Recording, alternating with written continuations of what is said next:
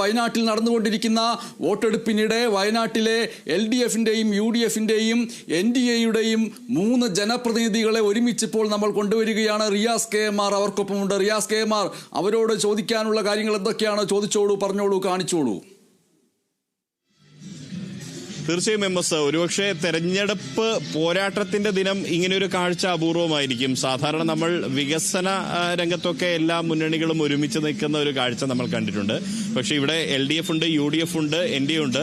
ഇതിന്റെയൊക്കെ പ്രധാനപ്പെട്ട നേതാക്കളാണ്. വയനാട് ജില്ലയിലെ വയനാട് ലോക്സഭാ മണ്ഡലത്തിലെ തന്നെ പ്രധാനപ്പെട്ട നേതാക്കളാണ്. ആദ്യം തന്നെ LDFിന്റെ പ്രതിനിധികളുണ്ട്. പേരെന്താ? ഗണേശൻ. TJ റോയ്. ആദ്യം തന്നെ LDFിന്റെ പ്രതിനിധികളോട് ചോദിച്ചു തുടങ്ങാം. പ്രത്യേകിച്ച് ഈ വയനാട് മണ്ഡലത്തിൽ എങ്ങനെയാണ് പ്രതീക്ഷ? അല്പം മുൻപ് ലിൻഡോ ജോസഫുമായി സംസാരിച്ചിരുന്നു MLA. അപ്പോൾ അദ്ദേഹം പറഞ്ഞത് പ്രിയങ്ക ഗാന്ധി നിരാശപ്പെടേണ്ടി വരും, പ്രത്യേകിച്ച് ഒരു ഉപതെരഞ്ഞെടുപ്പ് ക്ഷണിച്ചു വരുത്തിയതാണ്, അതിൽ ജനങ്ങൾക്ക് നിരാശയുണ്ട് എന്നുള്ളതാണ്, അത് പോളിംഗിൽ പ്രതിഫലിക്കുമെന്നുള്ളതാണ്. 2019 2024 നടന്ന തെരഞ്ഞെടുപ്പിൽ ഇന്ത്യയുടെ പ്രധാനമന്ത്രി ആകുന്ന ആളായതുകൊണ്ടാണ് രാഹുൽ ഗാന്ധിക്ക് വലിയ വിജയമുണ്ടായത്. 2014 രാഷ്ട്രീയ തെരഞ്ഞെടുപ്പിൽ 20,800 വോട്ടിനാണ് ഇടതുപക്ഷ ജനാധിപത്യ മുന്നണിയുടെ തോറ്റത്. ആ തെരഞ്ഞെടുപ്പാണ് ഇപ്പോൾ ഉള്ളത്. കാരണം ഈ തെരഞ്ഞെടുപ്പിൽ അനാവശ്യമായി ഉണ്ടാക്കിയൊരു തെരഞ്ഞെടുപ്പാണ്. ഒട്ടനവധി സാമ്പത്തിക വാദങ്ങൾ ഉണ്ടാക്കുന്നു, ഒരുപാട് മുന്നണികൾക്ക് പ്രശ്നങ്ങൾ ഉണ്ടാക്കുന്നു. മാത്രമല്ല, രാഹുൽ ഗാന്ധി നൽകിയ ഒരൊറ്റ വാഗ്ദാനം പോലും ഈ മണ്ഡലത്തിൽ നടപ്പാക്കിയിട്ടില്ല. ഇവിടുത്തെ സാധാരണക്കാരായ കൃഷിക്കാർ കാട്ടുമൃഗങ്ങളുടെ ശല്യം കൊണ്ടും അതുപോലെ വയനാട്ടിലെ യാത്രാ ദുരിതം നിങ്ങൾക്കറിയാമല്ലോ, ആ യാത്രാ ദുരിതത്തിന് പരിഹാരം ഉണ്ടാക്കാൻ കഴിഞ്ഞില്ല. കൃഷിക്കാരുടെ ഒരു പ്രശ്നങ്ങൾക്കും ഒരു നടപടിയും സ്വീകരിക്കാൻ പ്രതിപക്ഷ നേതാവായിട്ട് പോലും രാഹുൽ ഗാന്ധി ഇന്ത്യൻ പാർലമെന്റിൽ ഒരു വാക്കുപോലും പറഞ്ഞിട്ടില്ല. അതിനുള്ള ജനങ്ങളുടെ ഇടയിൽ വലിയ തോതിലുള്ള അമർഷമുണ്ട്. ഒരു രാജകുമാരിയെ മാതിരി ഒരാളെ കൊണ്ടൊന്നും ഇവിടെ സ്ഥാനാർത്ഥിയാക്കിയതുകൊണ്ട് പ്രത്യേക കാര്യങ്ങളൊന്നും വരാൻ പോകുന്നില്ല. അതുകൊണ്ട് ജനങ്ങൾ ഇവിടെ ഒറ്റപ്പെട്ടിരിക്കുകയാണ്. സാധാരണക്കാരുടെ പ്രശ്നങ്ങൾ പരിഹരിക്കാൻ കഴിയാത്ത ഒരു സ്ഥാനാർത്ഥിയായിട്ടാണ് കാണുന്നത്. സാധാരണക്കാരുടെ ആണെന്ന് പറയുന്നതേ ഉള്ളൂ. പക്ഷെ നമുക്കാർക്കും കണ്ടുപിടിക്കാൻ കഴിയാത്തത് കൊണ്ട് ഇടതുപക്ഷം വമ്പിച്ച രൂപത്തിൽ ഈ പ്രാവശ്യം വിജയിക്കും എന്ന് തന്നെയാണ് ഞങ്ങളുടെ ഉറപ്പ്. ഈ LDF കൺവീനറായിട്ടുള്ള EP ജയരാജന്റെ ആത്മകഥയിലെ ചില ഭാഗങ്ങൾ ഇപ്പോൾ പുറത്തു വന്നിരിക്കുന്നു. അദ്ദേഹം സർക്കാരിനെതിരെയൊക്കെ ബോംബ് പൊട്ടിച്ചിട്ട്, പ്രത്യേകിച്ച് ഉപതെരഞ്ഞെടുപ്പ് നടക്കുന്ന അവസരത്തിൽ തന്നെ അത്തരം പരാമർശങ്ങൾ പുറത്തു വരുന്നത് അത് മുന്നണിക്ക്, പാർട്ടിക്ക് എത്രമാത്രം ക്ഷീണം ചെയ്യും? എങ്ങനെയാണ് അതിനെ പ്രതിരോധിക്കുക? ഇടതുപക്ഷ ജനാധിപത്യ മുന്നണിയെ സംബന്ധിച്ചുള്ള ഒറ്റക്കെട്ടാണ്. അതിനകത്ത് ഏതെങ്കിലും ഒരു രാഷ്ട്രീയ നേതാവ് ഏതെങ്കിലും ഒരു പുസ്തകത്തിൽ പരാമർശിച്ചുകൊണ്ട് ഇടതുപക്ഷ പ്രസ്ഥാനത്തിന്റെ ശക്തി തകരുന്നില്ല. അത് അണികളിൽ കൂടുതൽ ആവേശം വരികയുള്ളൂ. അത് കൂടുതൽ ഇടതുപക്ഷത്തിന് അനുകൂലമായ വിധിയായിരിക്കും മാറുക. അതിന് തള്ളിക്കളഞ്ഞാൽ മതി ആ വിഷയം. മറ്റൊന്ന്, എന്തായാലും UDFിന്റെ പ്രതിനിധികളാണ് MS ഉള്ളത്. എന്താ പേരെന്താ? എൻ്റെ അബ്ദുൾ റഷീദ്. മുഹമ്മദ്. ഈ പ്രത്യേകിച്ച് നേരത്തെ പറഞ്ഞതുപോലെ പ്രിയങ്ക ഗാന്ധിയുടെ ഒരു വരവുണ്ട്. സ്വാഭാവികമായിട്ടും നിങ്ങളെ സംബന്ധിച്ച് അതാണ് പ്രതീക്ഷ നൽകുന്നത്. പക്ഷെ ഉപതെരഞ്ഞെടുപ്പ് വരുമ്പോൾ അധികമായി ആളുകൾ വോട്ട് ചെയ്യാൻ എത്തില്ല എന്ന് LDF പറയുന്നു, പ്രതിനിധി പറയുന്നത്. എങ്ങനെയാണ് അതിൽ കാണുന്നത്? സ്വാഭാവികമായിട്ടും ഇപ്പോൾ വയനാട്ടിൽ ഉപതെരഞ്ഞെടുപ്പാണ്. ഇപ്പോൾ ഉപതെരഞ്ഞെടുപ്പ് ഞങ്ങൾ ക്ഷണിച്ചു വരുത്തിയതാണെന്നാണ് LDFിൻ്റെ പരാതി. അങ്ങനെയാണെങ്കിൽ ചേലക്കരയും ഇത് തന്നെയാണല്ലോ, സമാനമായ സ്ഥിതി തന്നെയാണല്ലോ. അപ്പോൾ സ്വാഭാവികമായിട്ടും ഇലക്ഷൻ എന്ന് പറയുന്നത് ആവർത്തിച്ചുണ്ടാകുന്ന ഒരു പ്രതിഭാസം തന്നെയാണ്. ഇവിടുത്തെ വികസനങ്ങളിൽ രാഹുൽ ഗാന്ധി ഇടപെട്ടിട്ടില്ല എന്ന ഒരു ആരോപണം അവരുടെ ഭാഗത്തുണ്ട്. ഇപ്പം പ്രതിപക്ഷ നേതാവായി അദ്ദേഹം നിൽക്കുമ്പോൾ തന്നെ അദ്ദേഹം ഇപ്പം പ്രതിപക്ഷ നേതാവായത് ഈ കാലയളവിലാണ്. ഇതിനു മുമ്പ് പ്രതിപക്ഷ നേതാവില്ല. എങ്കിലും കോൺഗ്രസിൻ്റെ അന്നത്തെ ആളുകളെ വെച്ചുകൊണ്ട് ഈ മണ്ഡലത്തിൽ വളരെ ഒരു ദേശീയ നേതാവായിരിക്കവേ തന്നെ അദ്ദേഹം വളരെയധികം നല്ല സ്വാധീനവും ഇവിടെ സാന്നിധ്യവും ഉണ്ടായിരുന്നു. എന്ന് മാത്രമല്ല, ജനങ്ങളുടെ ഇടയിൽ അദ്ദേഹത്തിൻ്റെ സാന്നിധ്യം കൂടുതൽ നമുക്ക് കാണാൻ കഴിഞ്ഞു. വളരെ ദേശീയ നേതാവായിരിക്കുമ്പോൾ തന്നെ ചേർത്ത് പിടിക്കേണ്ടവരെ ചേർത്ത് പിടിക്കാനും പല കാര്യങ്ങളും അദ്ദേഹം ഉണ്ടായിരുന്നു. വന്യമൃഗശല്യത്തിനെതിരെ നടപടി എടുക്കേണ്ട സംസ്ഥാന സർക്കാരാണ്. എന്ത് ചെയ്തു എന്ന് സംസ്ഥാന സർക്കാർ പറയേണ്ടതുണ്ട്. 8 വർഷമായി ഭരിക്കുന്ന ഇടതുപക്ഷ സർക്കാർ വന്യമൃഗശല്യത്തിനെതിരെയും കർഷകരുടെ പ്രശ്നങ്ങൾക്ക് വേണ്ടിയും എന്ത് ശബ്ദമുയർത്തി അല്ലെങ്കിൽ എന്ത് നടപടി കൊണ്ടുവന്നു?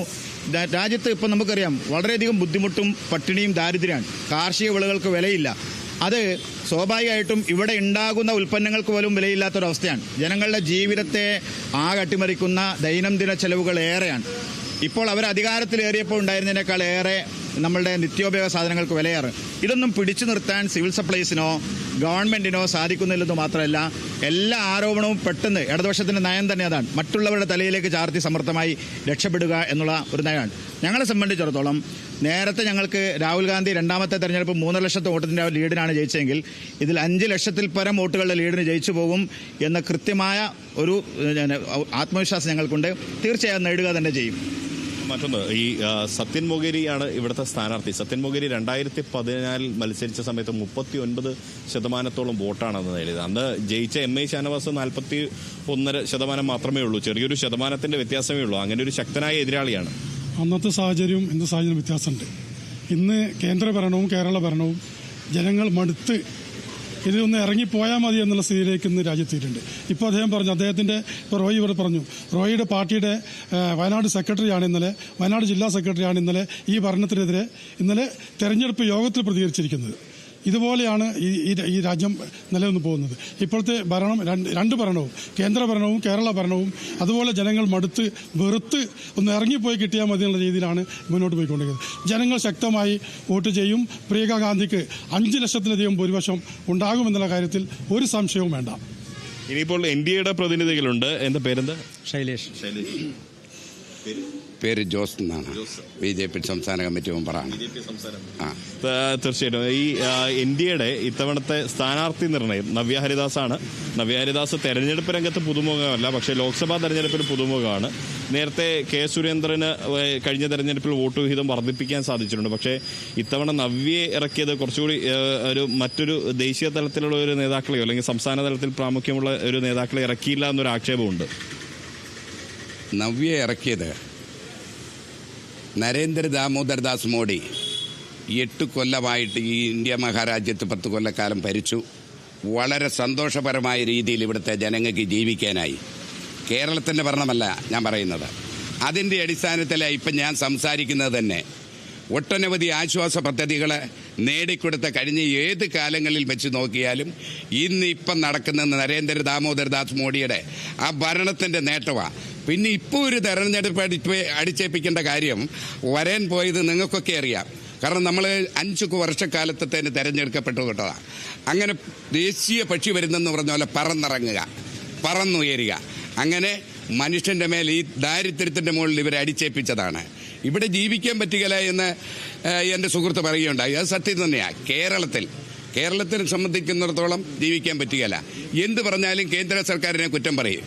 കേന്ദ്ര സർക്കാരിനെ കുറ്റം പറഞ്ഞ് അതിൻ്റെ ആശ്വാസം വാങ്ങി ഇവരുടെ എടുക്കുക എന്നുള്ളതല്ലാതെ കണ്ട് കേരളത്തിലെ മുഴുവൻ ജനങ്ങളും ഇന്ന് ഭീതിയിലാണ്. വഖഫ് ബോർഡിൻ്റെ കാര്യം. കാരണം ഇവിടെ ജീവിക്കാൻ പറ്റാത്ത അവസ്ഥയിലേക്ക് വന്നിരിക്കുക. ആര് കൊണ്ടുവന്നതാണ് ഇത്? കോൺഗ്രസ് സർക്കാർ കൊണ്ടുവന്നതാണ്.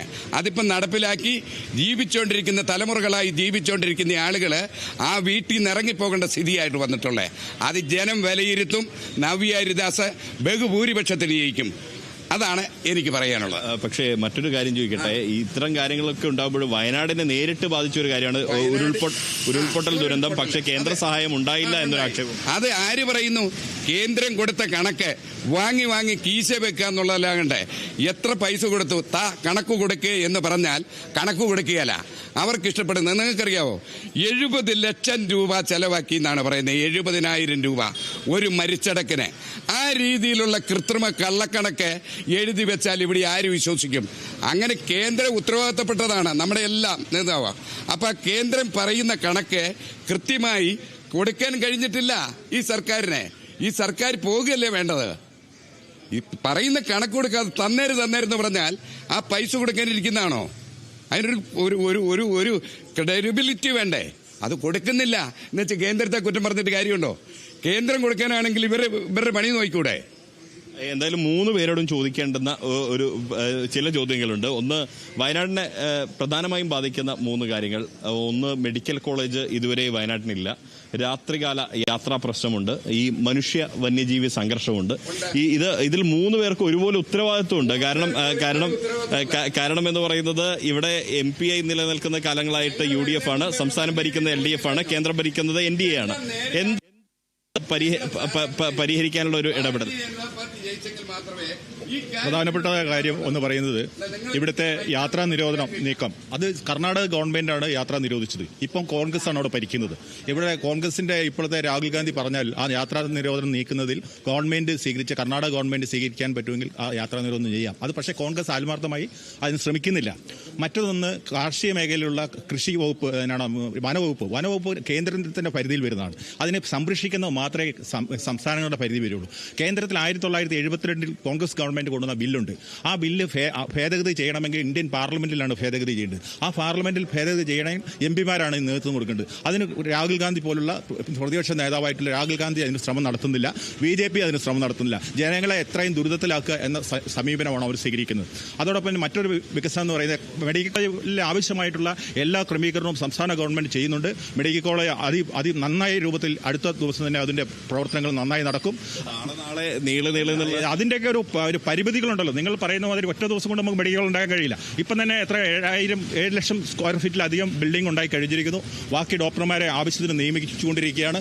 അതോടൊപ്പം തന്നെ ഇതെല്ലാം ഗവൺമെന്റ് സമയബന്ധിതമായി തീർക്കും. അവിടുത്തെ ജനങ്ങൾക്ക് ആശ്വാസകരമായ നിലപാട് ഇടതുപക്ഷ ഗവൺമെന്റ് സ്വീകരിക്കും. റിയാസ് കെ എം ആറിലേക്ക് ഞാൻ ചില കാര്യങ്ങൾ ശ്രദ്ധയിൽപ്പെടുത്തുകയാണ്. റിയാസ് കെ എം ആറിന്റെ കാതുകളിലേക്ക് ചില കാര്യങ്ങൾ ശ്രദ്ധയിൽപ്പെടുത്തുകയാണ്. ഇന്നത്തെ ഈ വോട്ടെടുപ്പ് ദിവസം വിശദമായിട്ടുള്ള നീണ്ടു നിൽക്കുന്ന ചർച്ചകൾക്ക് പ്രസക്തി ഇല്ല. കാരണം ഈ കഴിഞ്ഞ ദിവസങ്ങളിൽ ഉടനീളം നടന്ന വാദപ്രതിവാദങ്ങളാണ്. അതിൽ ഓരോരുത്തരും പറയുന്നതിനോട് തിരിച്ച് മറുവാദങ്ങളും ഉണ്ടാവും. അങ്ങനെ നീണ്ടു പോകാവുന്ന രീതിയിൽ അല്ല നമ്മൾക്ക് പോകേണ്ടത്. എന്തായാലും അവർ അവരുടെ അഭിപ്രായങ്ങൾ പറയുന്നു. വാസ്തവങ്ങളുണ്ട്. അതെല്ലാം ഒന്നൊന്നായി ഖണ്ഡിച്ച് മുന്നോട്ട് പോകുമ്പോഴേ അത് പ്രസക്തമാവുകയുള്ളൂ. ഇന്നത്തെ ഈ ദിവസം വോട്ടെടുപ്പ് ആ പോളിംഗ് കേന്ദ്രങ്ങളിലേക്ക് വരുന്ന ആളുകളോട് ഉള്ള വളരെ പെട്ടെന്നുള്ള ചോദ്യങ്ങളും ഉത്തരങ്ങളുമായിട്ട് നമ്മൾക്ക് മുന്നോട്ട് പോകേണ്ടതുണ്ട്. തിരുവനന്തപുരത്തേക്ക് പോകുന്നു D. ബിനോയ്.